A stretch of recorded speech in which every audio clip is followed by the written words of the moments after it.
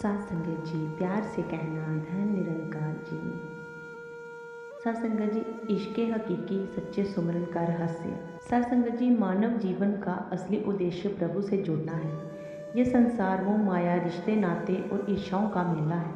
में मन बार बार भटकता रहता है। इंसान दिन रात सुमरन तो करता है, परंतु उसका मन इधर उधर दौड़ता रहता है। और जब तक मन एकाग्रत ना हो तब तक प्रभु का सच्चा अनुभव नहीं हो पाता।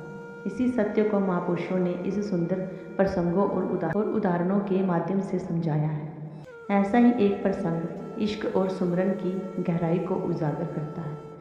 सत्संग जी, एक बार लैला मजनू के ध्यान में डूबी हुई कहीं निकल रही थी। रास्ते में उसने एक इंसान को देखा जो प्रभु की इबादत कर रहा था। जब लैला वहाँ से गुजरी तो वह इबादत करने वाला अचानक बोला, अरे तूने मेरी इबादत भंग कर दी। मैं प्रभु का ध्यान कर रहा था और तूने बीच में विघन डाल दिया। सत्संग जी, लैला मुस्कुराकर बोली, मैं तो इश्क मजाजी संसारी प्रेम में डूबी हुई थी और अपने मजनू के ध्यान में जहाँ से गुजर रही थी, लेकिन तू तो प्रभु के इश्क हकीकी अलौकिक प्रेम में लीन था। अगर सचमुच तेरा ध्यान प्रभु में डूबा होता तो तुझे मेरी परछाई तक नजर ना आती। जब इश्क प्रभु से हो जाता है तब इस दुनिया की कोई भी वस्तु उस प्रेम में बाधा नहीं बन सकती। सत्संग जी, सुमरन का अभाव। ये प्रसंग यही सिखाता है कि सच्चा सुमरन वही है जिसमें मन हर पल प्रभु में रमा रहे।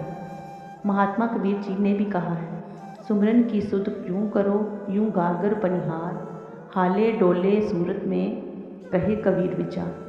जैसे गांव की स्त्रियां कुएं से पानी भरकर लाती हैं, सिर पर घड़ा रखे हाथ में दूसरा उठाए रास्ते में बातें भी करती हैं, हंसती बोलती भी हैं, ऊंचे नीचे रास्ते से भी गुजरती हैं, लेकिन उनका ध्यान हर समय अपने घड़े पर होता है कि पानी छलक न जाए।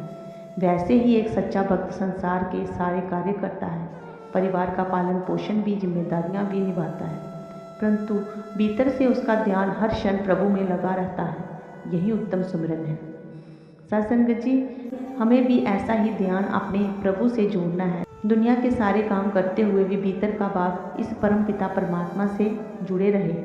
जब मन हर क्षण प्रभु में लीन रहेगा तब कोई भी बाहरी दृश्य या परिस्थिति हमारी इबादत में बाधा नहीं डाल पाएगी। सत्संग जी, सच्ची जीवन का रहस्य कर्म भी करते रहो पर मन को प्रभु में स्थिर रखो, तभी मिलेगा वह अमृत फल जो जन्म जन्मांतर की प्यास बुझा सके। तेरी साथ संगत जी, प्यार से कहना धन निरंकार जी।